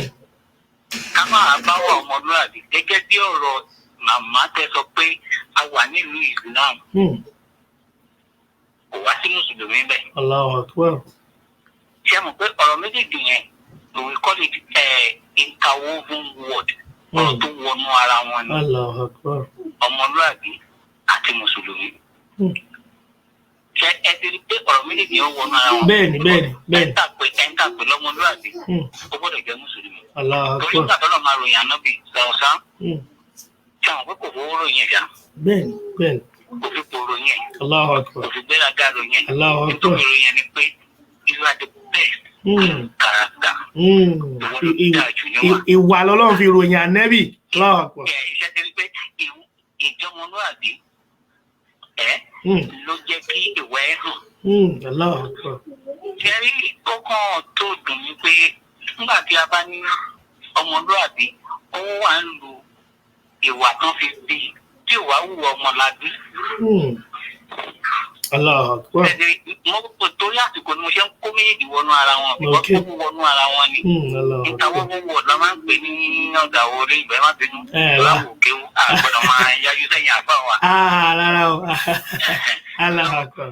Ṣé wá rí i pé ṣe rí àwọn méjèèjì because ẹ jẹ́ kí n náà fàdí àtọ̀ pé mo wà ń bẹ̀ nìkan yọjú ni. Allahu Akbar. Ṣé ọ̀rọ̀ tí mo sọ yìí wà ń bẹ̀ yọjú? Allahu Mo Akbar. gbọ́ àwọn ọ̀rọ̀ yẹn bọ̀ èmi náà kà á kún. Nígbà tí mo délé mo ṣe wá ń pọ́ńdà lórí ẹ̀ pé ọ̀rọ̀ ńlá ni. Pé àwa mùsùlùmí ọmọlúwàbí méjì wọ́n ti wá bára wa sọ́ọ̀tì inú ilé. Nítorí ká pera gẹ́gẹ́ bí bàbá tó kọ́kọ́ sọ̀rọ̀ ṣáájú. Nítorí ká méjèèjì ká pera wa sí lórí fún lágbájá kò ṣẹ̀mí o. Ọmọlúwàbí kejì ní ìgbà kí ni mo ṣe? Nǹkan tó ṣe fún mi báyìí. Ọmọlúwàbí kejì á lè sọ pé ó dà má bínú mi mọ́. Ṣé mo pé ìwà wa la fi máa mọ̀ pé Yorùbá ní mọ̀ wà fún níwà ló ń jọ rẹ̀ jọ rẹ̀. bẹ́ẹ̀ni. Ṣé mọ̀ ó ti pé ó sọ fún un pé nǹkan tó ṣe ní ọmọlúwàbí àkọ́kọ́ gẹ́gẹ́ bí mùsùlùmí. Because tábà ẹja máa fi sí pé bàbá ti fẹ́ ní mùsùlùmí ká máa lọ́mọlúwàbí. Ká máa gbé ní mùsùlùmí wọn sẹ́ ọmọlúwàbí àkọ́kọ́ pé ọmọlúwàbí kejì pé àkóṣe ni o ọmọlúwàbí kejì náà pé ó dá má bínú. Ṣé mọ̀ ìyẹn ò ní jẹ́ kí alhamdulilayi pé adájọ́ yẹn ó jẹ́ mùsùlùmí. Tó bá jẹ́ kèfèrí ẹ̀rí Ọlọ́run lẹ́yìn òní kèfèrí tí mo dá kèfèrí Ọlọ́run ẹ̀mọ̀ pé ìyẹn ni gẹ́gẹ́ bí owó àtúntẹ̀rẹ̀ ẹ̀ ń ṣe pé nígbà tí ẹ bá tẹ̀yìn méjèèjì ń wá sùn fún àwọn tí ò ṣe mùsùlùmí tẹ̀yìn méjèèjì wá gbé ìwà àlàáfíà yẹn jáde nínú ara yín ṣe mọ̀ pé ẹ tó fẹ́ gba Islam lọ́wọ́ yín àmọ́ iṣẹ́ yìí tẹ̀ bára yín ìjà náà ni òun fẹ́ gba Islam lọ́wọ́ yín. highly insulting. ṣe mọ̀ ọ̀rọ̀ yẹn ẹ tó bá nílò àká ẹ̀ ó yẹ kó rò délẹ̀délẹ̀. Mo fi agbègbè yìí rọ àwọn méjèèjì wọn ní àdámsọ̀rọ̀ ó kọ́ lẹ́kọ̀ọ́ pé tí mùsùlùmí ti bá ń jà kán bá parí ìjà fún wọn wọn ti wá lójú kòrò pé ẹni tí ó bá kọ́kọ́ sálámù sẹ́ni kejì nǹkan pé ó ní ládàá tó máa gbà ṣé mọ̀ mo expect káwọn méjèèjì ti pera wọn kọ́ má tiẹ̀ jẹ́ wọn sára yìí bí ọ̀rọ̀ tẹ́tọ̀ ẹni wọ́n ní wọ́n pé lójú ilé mi. Tàbí bẹ́ẹ̀ni ó tó ọ̀pọ̀lọpọ̀ ní. Àwọn ni wọ́n pé àwọn mùsùlùmí iṣẹ́ pọ̀ wájú àtàgé ẹ̀wọ̀n orí tó ń jà rìn lẹ̀ ní ìlú Ìlọrin lọ́wọ́ ẹ̀.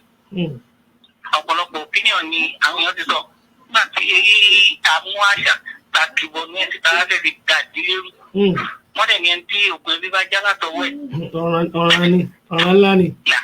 Tó jẹ́mọ̀ ọmọlúwàbí ti ń sọnù láàrin àwọn mùsùlùmí oníyá ẹ̀ sọ pé nínú Islam kò sí mùsùlùmí ọmọlúwàbí wa ló ti kúrò sọnù lára wa ló yẹ káwọn mùsùlùmí ká ní láàrin ara wa ká lè gbà padà wherever you be wọ́n bá ti rẹ̀ bí àtúwọ́ ẹni yíyá wọ́n ti rí sàn mùsùlùmí yẹn máa. ó yẹ kó rí bẹ́ẹ̀ náà. ó yẹ kó rí bẹ́ẹ̀ but for you now to be there wọ́n rí ẹ tó ṣe jàgídíjàgan and you call yourself a Muslim irun kọrin ṣòkòtò ní ọba lẹ́yìn má kí Ọlọ́run rẹ̀ níwájú ẹ̀ yìí kò lẹ́yìn ṣe jàgídíjàgan what are you portray to this now and the man dey bàjẹ́ àwa Mùsùlùmí àwọn là ń bàjẹ́ àwa là ń rotting we are rotting àwọn ló yẹ ká ronú jinlẹ̀ pé ntí àbábí jẹ́ kó yẹ wà náà pé tó bá fẹ́ mọ̀ pé èèyàn rẹ̀ ni àwọn ìwà tó ń wù tó bá fẹ́ káwọn èèyàn bá ẹ ń bẹ̀ ló fi máa mọ̀ pé èèyàn rẹ̀ ni àwọn ìwà tó bá ń tó fẹ́ káwọn èèyàn bá ẹ ń bẹ̀ òun ni ìwà burúkú so you desist from it àmọ́ ìwà tí mo ní ẹni wíwá ni àwọn máa bá tọ̀rọ̀ fìyẹ́lẹ̀ ìwòjá ti tẹ́gbẹ́ tán. kí làwọn wáyé fún bàtà bá gbẹ́ sí ti tẹ́gbẹ́ kan. wọ́n ní ẹbí kan iṣẹ́ tẹ̀ rí àwọn tábà ní má lórí àbá ní ọrùn àbí ṣòkòtò ọ̀rọ̀ ẹ̀. àwọn aládàá. wọ́n tún máa kọ́ tàgẹ̀ ní pẹ́ ọmọ kéwò ògùnkè wọn ní àfà bẹ́ẹ̀ ni ìyẹn it goes a long way jẹ́ àfà yẹn ọ̀rọ̀ pọ̀ ń bẹ̀. ìta polóde yẹn àgbàlagbà ni pé ẹ tó máa pè ní alifun èèyàn kan tó lófin yẹn 1,000 ni. àbí so wọ́n ti bìlí pé láàká yẹn tiẹ̀ ó kò sí àwọn 1,000 tó fẹ́ bá sọ̀rọ̀. So for you now to disrespect yourself derail from the rail in which they put or the track in which they put you definitely ṣe mùsùlùmí wọn yóò àná ọmọlúwàbí. So torí ẹ̀ mo fẹ́ rọ gbogbo àwọn ká jẹ́ mùsùlùmí pátápátá ní ìdẹ́ni kankan wí o amóde báwọn èèyàn wí ẹni tó bá mọ̀ pé mùsùlùmí lòun bí yóò tọ̀rí ká àlìsúná kìnnì kan jàjàwíyá gbogbo ẹ̀ mọ́ra wọn whatever you be so far you are saying tó tí òpó márùn-ún Islam yẹn tí ò bá ti kú lọ́dọ̀ ẹ̀ Ọlọ́run ti gbé ọmọlúwàbí wú ẹ nìyí. So now portray nílùú tí àlàáfíà ti ń jọba tó ń jẹ́ Islam ìlú àtọmọlúwàbí Muslim ìrùwà yẹn ní ìlú Islam àlàáfíà ń jọba. Kápọ̀ àyànjú ní kálukú gbégbé ìrọ̀rùn àbí kó ṣe má bàa pọ̀ lọ́lọ́jáde ti introduce sàkà. Bẹ́ẹ̀ni. Ká lè mọ iye ebi gbààwẹ̀ kalẹ̀. àbí Jazakumullah ká khair. máa fi ọlá fún ara wa ju ara wa Lára wa lọ bẹ́ẹ̀ ni, at least káwọn tí ò ní náà kan lè feel of sense of belonging. ká lè mọ sí pé àwọn ilé kan pàtàkì lọ́nà ṣe gbé káàbà náà kalẹ̀. Bẹ́ẹ̀ni. So why are we now àkàbára ara wa kíní kan ṣe gbá tó máa pa mi sọ́mi nígbà láéláé ẹlòmíà tó máa fi pa láéláé. Tinú mi ni mo fẹ́ ṣe. All these sort of things tó máa ń tì mí lójú. Ìdíkẹ́mi ti ń ṣiṣẹ́ ẹ̀wọ̀n àwọn èèyàn kan máa ń wò gbà. Nígbà tí mo yọ̀rọ̀ máa gbọ́ sétí báyìí. Tẹ́lẹ̀ mi máa sọ ṣẹ́mọ̀ tí n bá rí bí ibi ni màá kàn lọ bẹ́ẹ̀ tó fẹ́ ṣe tiẹ̀ sí màá ti jẹ́ kó pìpì ara ẹ̀ lẹ̀ ṣẹ́mọ̀. Mi sọ fún pé wọ́n fẹ́ ṣe báyìí. Ṣẹ́mọ̀ táwọn tó fẹ́ ṣe ń bí bá débẹ̀ tó máa bá báyìí. Ìjọ kan bá lọ bẹ̀ èmi náà ti lọ bẹ̀ ṣẹ́mọ̀ kan ti sọ déètì mi lọ́wọ́ wọ́n ti sọ táìsì mi lọ́wọ́ èmi àwọn wà ń bẹ̀ tó ti kí ní ọ̀bá wa work out màá jẹ́ tó bá ti wá fẹ́ kó mi màá gbọ̀n ọ̀gbẹ̀ ṣẹ́mọ̀ pé ìgbọ̀kẹ́ ẹ̀fẹ́ wù ṣẹ́mọ̀ á já wọn láyà pé tó ọ̀gbẹ́ni ti ẹ̀ gbọ́ kíní kan ṣẹ́mọ̀ dáàbò òun kọ́ exam ó ní láti sọ pé alágbájá ló sọ báyìí àwọn oníwọ́n pè mọ́ bá wíyẹn o. Bẹ́ẹ̀ okay. Because muslim náà lágbára wa. Bẹ́ẹ̀ni. Àti ń ba ìjọmọlúwàbí wa jẹ́. So ó bẹ́tà kó o ṣe kí nìyẹn kó o wá ètò bí nùbí sí aáwọ̀ tó bá ṣẹlẹ̀ láàrin ara ìjọmọlúwàbí nílùú Islam náà ni. You as a Muslim, you practice Islam in the way it should be done. Not that you say, okay, bí mo ṣe fẹ́ kó rírì. Bí mo ṣe fẹ́ kó rí náà kọ́ láti pè láti dà ní. Allahu Akbar. Bí mo ṣe fẹ́ kó rí ìdásí bí mo ṣe fẹ́ kí tèmi rí. Ṣé rí bẹ́ẹ̀ ni? Ẹ̀bùn tọ́ba ní bí mo ṣe fẹ́ kí tèmi rí nílùú bí tán ti ń ṣe òkè òde ìlú bí tán ti ń jajá nìsín tó ní wọ́n dẹ̀ ti ní èèwọ̀ nífẹ̀ẹ́ tó bá pa màálù jẹ. Ó mọ̀ pé ó máa nira fún ẹ láti practice nílẹ̀. Bẹ́ẹ̀ni. Wọ́n ní dandan ṣé ìjà òní bẹ̀rẹ̀ tẹ̀fẹ̀jọ́ pé ayé lọ́mọ ìyá ọmọ bàbá. Allahu Akbar. Àbí.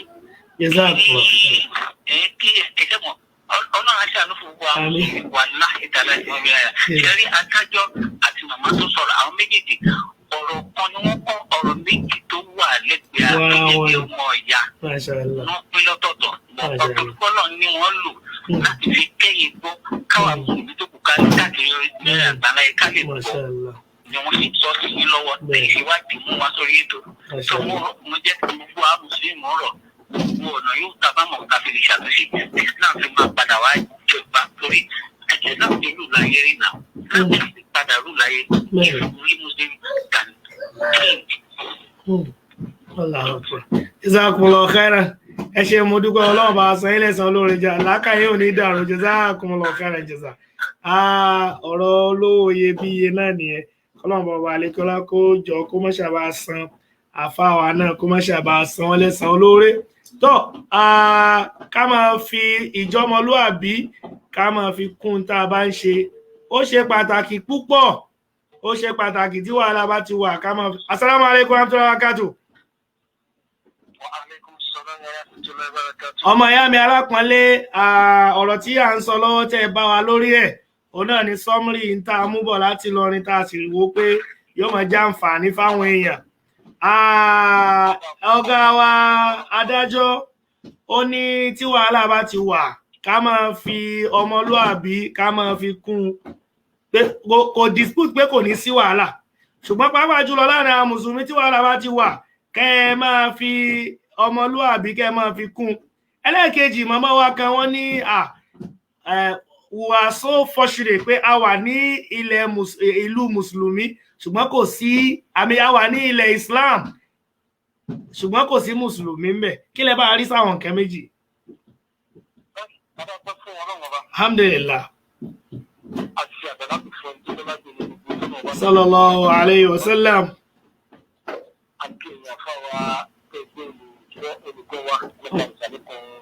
Àmín àlá. Ọmọ kí o ní wá àti ìdàfà wà, àmọ́ kọ́lọ́run ṣe wá láàfà. Àmín àlá, àmín àlá. Àwọn èèyàn ti sọ̀rọ̀ rẹpẹtẹ nǹkan tó ń fẹ́ sọ mọ́.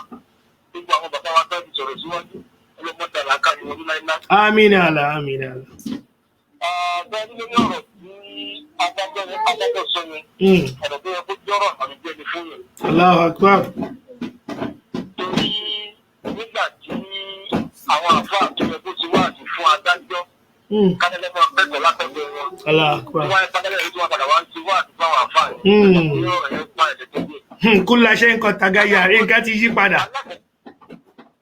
Alákọ̀ọ́kọ́ ni wípé kí náà ń pè ní ìjọba ọmọlúwàbí kí náà ń pè ní mùsùlùmí.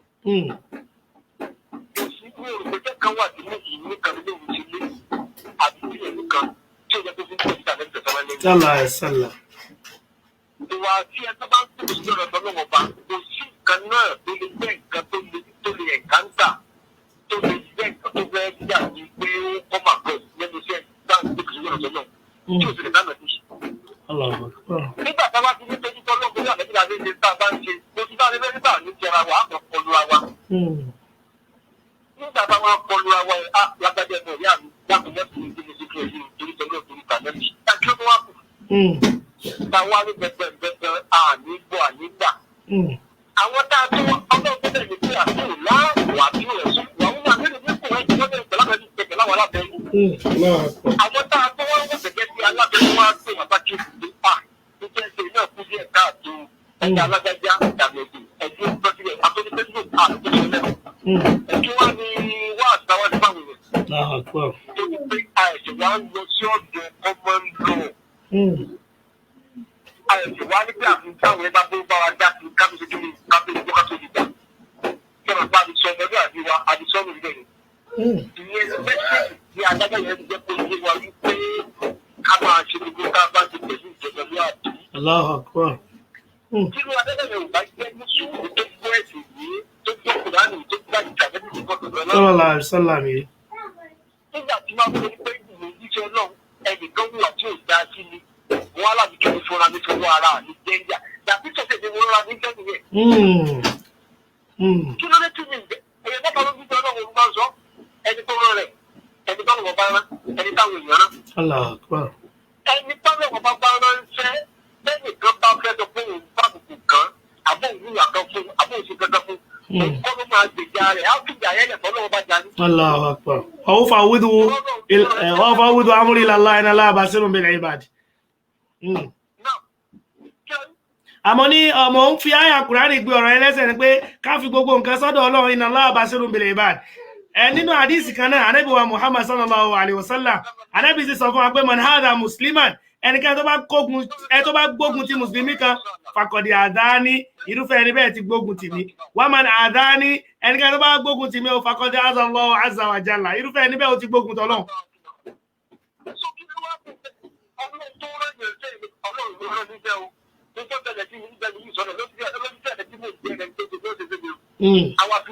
Kéèyàn fi ṣe tàwásù sọ́dọ̀ Ọlọ́run pé ìwọ Ọlọ́run ó sì rí mi o ó sì rí pé ṣẹ́ rẹ mò ń jẹ́ o ó sì rí pé ọ̀nà tí ń fàbùkù kàn mí o. Àbí ṣùgbọ́n tó ní pé èèyàn mẹ́ta ló ń bí sí Ọlọ́run ọba irú nǹkan bẹ́ẹ̀ ti fojú wọn láàrin yẹn ta ló ní kẹ́ ẹ fún ìṣòro ìjẹ fún mi. Allahu Akbar. Allahu Akbar.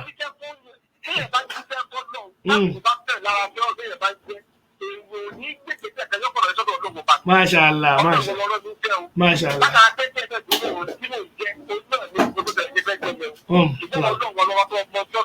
Allah.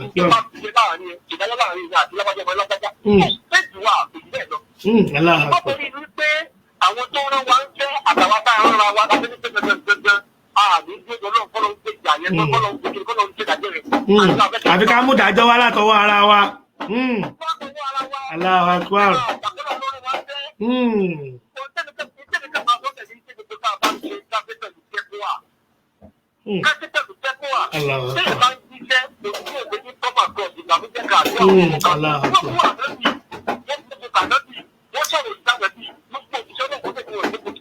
Kẹ́ tó lọ ń bẹ̀, Ànábì wa Muhammad sallallahu alaihi wasallam, Ànábì ní akthara ma yudkhilul janna taqwa Allah wa husnul khuluq. Ànábì ní nǹkan méjì, Ànábì ní nǹkan tó pọ̀ jù nínú tí ó mú yàn wà àlìjánnà, taqwa Allah, ìpáyà Ọlọ́run, wa husnul khuluq, àti wà tó dáa. Nínú hadithi mi, Ànábì ní khoslatani la yajtami'ani fil mu'min. Àwọn ìmọ̀ méjì kan bẹ la yajtami'ani fil mu'min, méjèèjì ò ní parapọ̀ sọ́dọ̀ ẹni tó bá tá bá pè ní mùmínì. Al-bukhul, ahun, wa su'ul khuluq, àti wà tí ó dáa. so that means pé a gbọ́dọ̀ ròyìn ìwà tí ò dáa ká wá rò kan ẹni tó bá jẹ́ mùmínì ìyẹn kó máa jẹ́ bíi pé ká máa fi ọmọlúàbí ká máa fi kún Allahu Akbar. nígbà tí mo padà ń gbọ́ pé nínú ọmọ oníṣẹ́ tó ń ṣì lórí nínú gbá ó jẹ́ nǹkan tó pààyàn lẹ́kún. Kí la fẹ́ tìyẹn ṣe tí èyí tó kọ́ wà nígbẹ́jọ wa ni. Allahu Akbar. Ọlọ́run ti bá ní paná ọ̀tẹ̀. Alhamdulillah. Àmọ́ ká lọ tọrọ àforíjì ká lọ túbá. Torí pé àwọn òṣèlú àbíkọ́ kan wà nínú rẹ́kọ́ọ̀dù yẹn. Ṣé rẹ́kọ́ọ̀dù yẹn wà ló dábẹ́ kí ló máa gbé àwọn àlùjẹ́ ẹni ó lè wà nú iṣẹ́ rẹ wà ó lè wà nú iṣẹ́ rẹ wà lè sọ. Allah.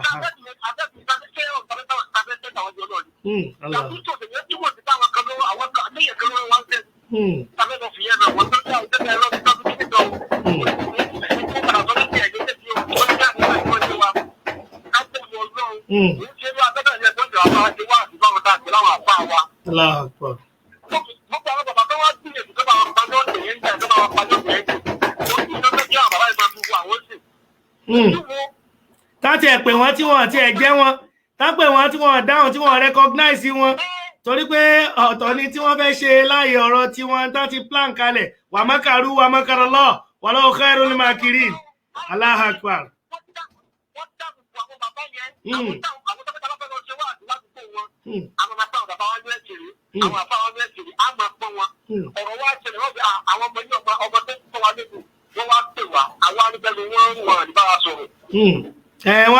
Wọ́n kéré sí nọ́mbà wa ni.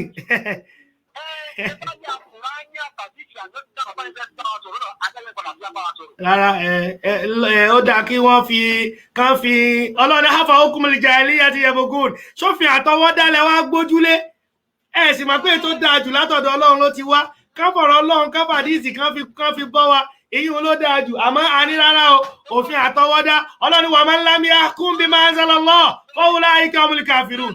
Ọlọ́ni gbogbo ẹni tí ò bá ti dájọ́ pẹ̀lú tọ́lọ́run bá sọ̀kalẹ̀ ẹ lọ́wọ́ wọn Ọlọ́ni kèfèrí ni wọ́n. Níbòmí Ọlọ́ni ẹni tí ò bá dájọ́ pẹ̀lú wa man lam yahkum bima anzalallah fa ulaika humul fasiqun. Níbòmí Ọlọ́ni ẹ lọ́wọ́ fásik ni pòkí ni.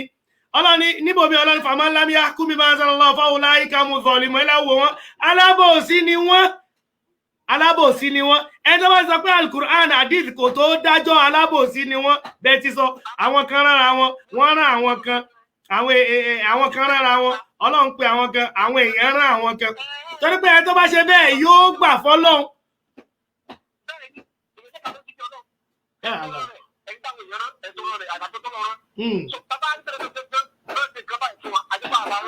Allah jazakumullah. Amin. Amin Allah. Amin. Amin.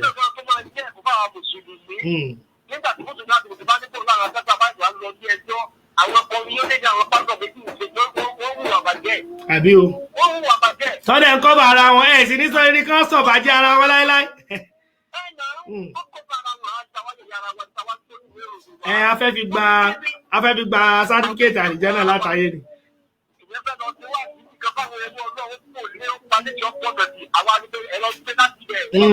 Ẹ lọ tí mọ́lé ẹ fi sẹ́wọ̀n ìyẹn wá jẹ́ ìwúrí fún wa yóò jẹ́ dùnú fún wa yóò wá jẹ́ kí Ọlọ́run rí pé Allahu Akbar ara abdi ẹrú mi lélẹ̀ ń ṣiṣẹ́ Allahu Akbar.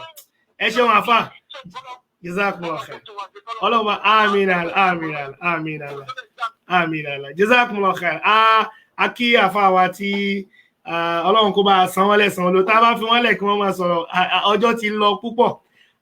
Mo kí gbogbo àtàwà lórí ètò èyí tá à ń ṣe ya àfi tàbùkù ẹnì kankan o à ń fi ń kọ́ra wa lẹ́kọ̀ọ́ ni Ọlọ́run fadhakir ẹ máa rárá yẹn tí o fàyínà dhikra ẹ rí ìrántí a máa gbé mùmínì ga ni mo mọ̀ pé one way or the other we must have learned a lot. Ayé yóò jẹ́ nkankan wa ma hayata dunya illa mata'ul ghurur. Ayé yìí ẹ̀tàn jẹ́ lásán ni bí àṣà bàbá Alábíb wọ́n ní ẹ̀rí àwọn kan máa ń fẹ́ fagbára hàn ẹlòmíì wọ́n sì mọ̀ pé agbára máa ń paragbára ni gbogbo nǹkan àsìkò ní ìwà tílkà yìí dá wílú bẹ́ẹ̀ náà nas a máa ń yí ni tó bá yí kan lónìí kó yá lò dáadáa torí pé yóò padà tún yí kúrò lọ́dọ̀ ẹ̀ Ọlọ́run kó jọ kó ṣàánú wa ọlọ́run kó jọ kó ṣàánú kó ṣe dáadáa fún wa kó mọ̀ ṣe wá lọ́ta ara wa èrè ànábì wa Muhammad sallallahu alaihi wasallam bí àṣà hadith kan tẹ́nìkan kó ní al-muslim akhul muslim la yazlimuhu mùsùlùmí lọ́mọ ya mùsùlùmí wọn sì gbọ́dọ̀ ṣàbòsí fúnra wọn kódà nínú hadith mi ànábì ní mùsùlùmí kan sí mùsùlùmí kejì kalbuniyan ó dàbí nǹkan kan tí wọ́n gbé gorí a tashuddu ba'duhu ba'dan tán gbé gorí a tashabbaha rasulullah sallallahu alaihi wasallam asabi'ahu ànábì wa kí ọmọ níka rẹ̀ bọnú ara pé bóyá kí mùsùlùmí ṣe rí ni ṣé bẹ́ẹ̀ la ṣe rí lé ni ọlọ́run kó jọ kó foríjì wá gbogbo ibi tá a ti ṣàṣe kọ́lọ́run kó foríjì wá ibi tá a ṣẹ̀ sí ọlọ́run kó foríjì wá ọlọ́run kó tún wá ṣe ọlọ́run kó tún wá ṣe ọlọ́run kó tún wá ṣe la hawla wala quwwata illa billah ó kù màmá wa kan tó yẹ ká pè àmọ́ wọ́n ní nẹ́tíwọ́ọ̀kì ò dáa níbi ọ̀dọ̀ wọn ọlọ́run kó bá ṣe dáadáa gbogbo wa tá a wà lórí ètò àmọ́ kí ọ̀gá wa láti Risalatul Haqq lọ́hùn Hussein Adékúnlé Progress ọlọ́run mọ́ dára ká yín ro mo kí ọ̀gá mi Bambam the CEO Bestab Hotel and Suite ní Ìkẹjà lọ́hùn Sheikh Ọlálẹ́mí Ismail ìpè yìí ó ṣe pàtàkì ó ẹjẹ́ àgbà. Assalamu alaikum wa rahmatullahi wa barakatuh. Wa alaikum salam wa rahmatullahi wa barakatuh. Ahlan. Àwa ni ẹ o. Àmín Allah àtẹ̀yìnà. Àmín Allah, àmín Allah.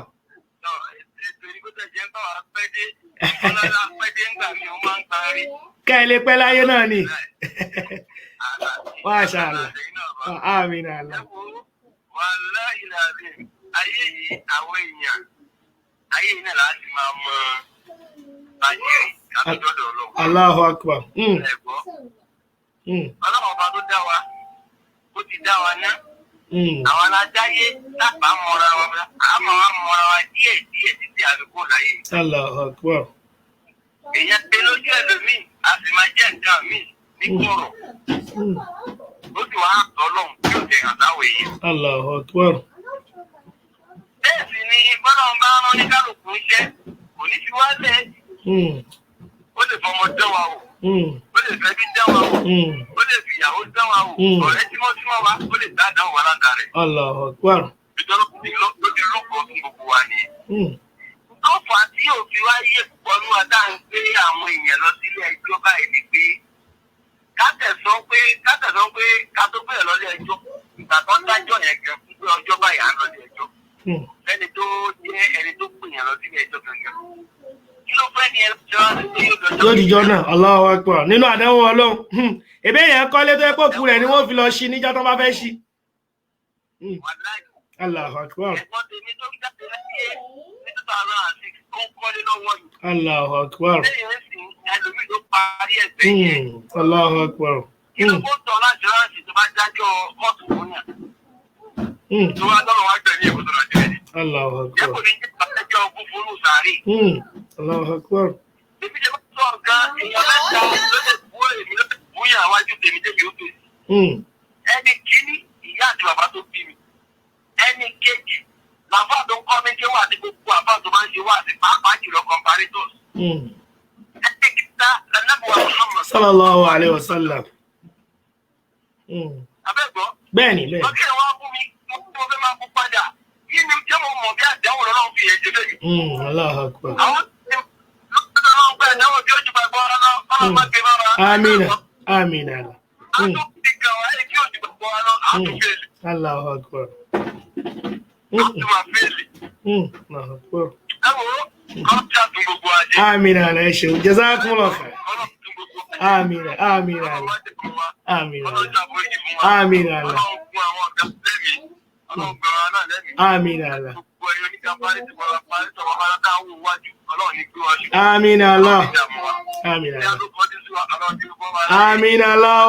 Má jẹ́ ó ṣe lẹ́yìn wa. Amina Allah. Má jẹ́ ó ṣe lẹ́yìn wa. Amina Orí Allah. tó dà gbàgbé lẹ́kún ju ní kóòtù yìí ni pé kí wọ́n ló máa rí tẹ́lẹ̀ tó máa lọ jẹ́ nípa lọ pàdé níbẹ̀ ní adájọ́. Lórí látàjọ́ ń pẹ́ wọ́n pẹ́ lọ sí Ìlọrin, ọjọ́ ìrò pé Mùsùlùmí ní kóòtù lọ́ọ̀yà tó máa bá bẹ̀ adájọ́ tó máa bá bẹ̀. Tó wọ́n lọ jẹ́ bẹ́ẹ̀ ní ipò bá Mùsùlùmí bẹ̀ tó máa lọ jẹ́ kèfèrí tó máa bá bẹ̀. Yóò kàn máa fi wọ́n ṣe yẹ̀yẹ́ ni. Ẹ̀bẹ́ yìí lẹ sọ pé Mùsùlùmí ẹ̀yin lẹ fẹ́ dominate ayé. Ṣé bí bẹ́ẹ̀ yẹn fẹ́ dominate ayé náà lélẹ̀? Àbí o? Allahu Akbar. Alhamdulillah. Ọlọ́run ò ní kí ẹ̀ẹ́dẹ́ pọ̀ tó kẹ́lẹ́ wípé ìṣẹ́lẹ̀ yóò tún jẹ́ ọmọ. Allahu Akbar. Jazakum. Amin amin. Amin. Illa jazakum Allah. Amin. Amin. Illa billah. Wa alaikum salam. Are ti ẹran ọdún o. Hello. Amin Allah. Hello. Wa alaikum salam wa rahmatullahi wa barakatuh. Hello. Hello, sir. Tó adúpẹ́ fún Ọlọ́run àsìkò ti lọ púpọ̀ kó má yẹ pé a padà ṣe tí a ní bí mo ṣe ń kìlọ̀ mo ń kí ọ̀gá mi Sheikh Ọlálẹ́mí Ismail Abiodun Gani tí wọ́n jẹ́ CEO Bestab Hotel and Suites ní Ìkẹjà bó ti yẹ pé yìí tí ìdébẹ̀ rí àmọ́ wọ́n promise wọn níjọ́ tí máa wá sẹ́kọ̀ọ́ odidi oorun gbogbo ọjọ́ tó bá ti wù mí ni màá lò ń bẹ̀ tí ò ní sí wàhálà. Allahu Akbar. Ọlọ́run kó máa san ẹlẹ́san olóore. Ọlọ́run kó máa san ẹlẹ́san olóore. Bákan náà mo kí ọ̀gá mi Yusuf Afọlábí Ọlámilékan wa alaikum salam wa rahmatullahi wa barakatuh. Alan Sheikh mo kí ọ̀gá wa àgbà nílùú London Bashman Oliman. Ọlọ́run kó mọ́ ṣàbá ṣe dáadáa fẹ́yìn náà. Ọ̀gá mi tó ṣe pè tán Ridwanullah Ibrahim Abọlọ́rẹ́ láti ìlú Amẹ́ríkà lọ́hùn àfà ńláńlá àfà àgbà. Mo kí àǹtí mi Òdúsọ̀gà Yétúndé àǹtí Yétúndé ẹ kúṣẹ́ o. Mo kí ọ̀gá wa Hussein Farouk. Bákan náà mo kí ọ̀gá wa àgbà láti Risalatul Haq lọ́hùn the Amir and founder of Risalatul Haq Dawa International ọ̀gá wa Sheikh Alhaj Al-Ustad Jami Adégúnwà Àlàbá Ọ̀tápọ̀wà Ọlọ́run kó má ṣe bá dúró tì ẹ ṣeun ẹ kú dúró ti àwọn ọmọ yín pẹ̀lú bá ṣe ń wéra dáadáa ẹ̀ náà ẹ̀ tún jókòó tí wà Ọlọ́run bá san ẹlẹ́san olóore. Bákan náà mo kí ọ̀gá mi Abdulrasheed Ọlọ́ládé Àkànní wa alaikum salam wa rahmatullahi wa barakatuh. Mo kí ọ̀gá wa Said Àyàndòkun mo kí màmá wa Ṣónọ́lá Ẹ̀bùdọ́lá Gíwá wọn ní nẹ́tíwọ̀kì ni ẹran ni mọ̀mọ́ bá lọ lọ́tẹ̀ Ọlọ́run kó mọ́ ṣàbá ṣe dáadáa fún yín. Bákan náà mo tún kí Hussein Farouk mo ti kí wọn lẹ́ẹ̀kan mo kí ọ̀gá mi Ibrahim Ganiu GIB Ọlọ́run kó mọ́ ṣàṣe dáadáa fún àjọ lọ Kotonu sí ní òkè máa múra. Mo kí ọ̀gá wa Saheed Sanusi wa alaikum salam wa rahmatullahi wa barakatuh. Bákan náà mo kí ọ̀gá mi Dubai Prince Aziz Balaji wa alaikum salam wa rahmatullahi wa barakatuh. Ahlan Sheikh. Mo kí Kóńkó Jábélé oníkálukú ló ń ṣe tí ẹ o. Mo kí kọ́lọ̀mbà dúró tì. Mo kí Murtala àrígbàbowó àbí àrígbàbowó tó mashallah. Àwọn òfin gbàbowó ní ìsìn báskẹ̀tì láàmà fi gbowó. Mo kí àwa Faiza Àkànmú wa alaikum salam wa rahmatullahi wa barakatuh. Kọ́lọ̀mbà wà lẹ́kọ́lá kó mọ́ ṣàṣán gbogbo alẹ́sàn olóore. Èyí tí a ṣe Ọlọ́run kó má fi ṣe àṣemọ fún wa. Ẹ má jẹ́ àgbàgbé ní last week mo ṣàlàyé ọmọ ìyá wa kan tí wọ́n jẹ gbèsè 150,000 ni mo pè ní last week. Ẹ dákun torí Ọlọ́run ẹ bá wa fi mo sì ṣàlàyé mo ní àkáǹtì tá à ń lò torí pé àti register Soul Care Foundations òun ló fà á tá a sì fi ń lo personal account bọ̀ pẹ̀lú ògo Ọlọ́run láì ní pẹ́ inshallah Ọlọ́run ó ṣe é débi pé a register a lè fi open account ní Access Bank 00272 ẹ máa rí tí àkáǹtì yẹn tí ó ń scroll ní ojú screen wa ẹ dákun ẹ bá wa ran ọmọ ìyá náà lọ́wọ́. Àti last year ni ó kọlu mọ́tò ńlá kan bàbá aláyé tó sì lọ́kọ̀ ní dandan yóò tún ọkọ̀ òun ṣe wọ́n ṣàwọ̀ owó títí wọ́n gbìyànjú níwọ̀nba ètò wá kù tí gbogbo ẹ̀ àti gbèsè tí wọ́n jẹ àti tí wọ́n fi parí gbogbo ètò mọ́tò náà ó jẹ́ 150,000. Ẹ dákun torí Ọlọ́run ẹ bá wa sanwó sínú Access àkáǹtì tí à ń wò ní ojú móhùnmáwòrán wa 0027 ó kéré sí mi ní òjẹ́ rí dáadáa so ẹ jẹ́ ká sanwó síbẹ̀ kọ́nà bàbá àlekọ́lá kọ́mọ́ṣà ìsanwó ẹ̀sán olóore adẹ́kù múra ọdún iléyá ó ń kanlẹ̀kùn dẹ̀dẹ̀dẹ̀ Ọlọ́run bàbá àlekọ́lá kọ́mọ́ṣà jẹ́ kó bá aláyọ̀ kọ́mọ́tì ìjà wọn fi kúrò aláwọ̀ ránṣẹ́ sí wa ọ̀làlá haúlà wàlá kúwàtà ìlà ní gbogbo aláti Soul Care Foundation láti ọ̀gá mi Muftahudeen Agoro nílùú Amẹ́ríkà lọ́hùn àti alhaja Afsa Usman láti ìlú Ìlọrin àkí gbogbo àti èmi náà Abdulhakeem bin Tajudeen bin Hamza àkí gbogbo àgbẹ̀ subhanakallahumma wa bihamdik ashhadu an la ilaha illa ant astaghfiruka wa atubu ilayk subhana rabbika rabbil izzati amma yasifun wa salamun alal mursalin walhamdulillahi rabbil alamin kó tó gbàdúrà mi ó máa jẹ́ nǹkan hallelujah kó tó gbàdúrà mi Allah kó tó gbàdúrà mi ó kó tó gbàdúrà mi kó tó gbàdúrà mi ó kó tó gbàdúrà mi máa jẹ́ nǹkan hallelujah kó tó gbàdúrà mi màmá jẹ́ ń ṣíwí màmá jẹ́ ń ṣìsọ o má jẹ́ ń pé Jésù lọ́lọ́run màmá jẹ́ ń ṣìwí Allah màmá jẹ́ ń ṣìwí o màmá jẹ́ ń ṣìsọ màmá jẹ́ ń ṣíwí o màmá jẹ́ ń ṣìsọ má jẹ́ ń pé Jésù lọ́lọ́run màmá jẹ́ ń ṣìsọ subhanakallahumma wa bihamdik ashhadu an la ilaha illa anta astaghfiruka wa atubu ilayk subhana rabbika rabbil izzati amma yasifun wa salamun alal mursalin walhamdulillahi rabbil alamin.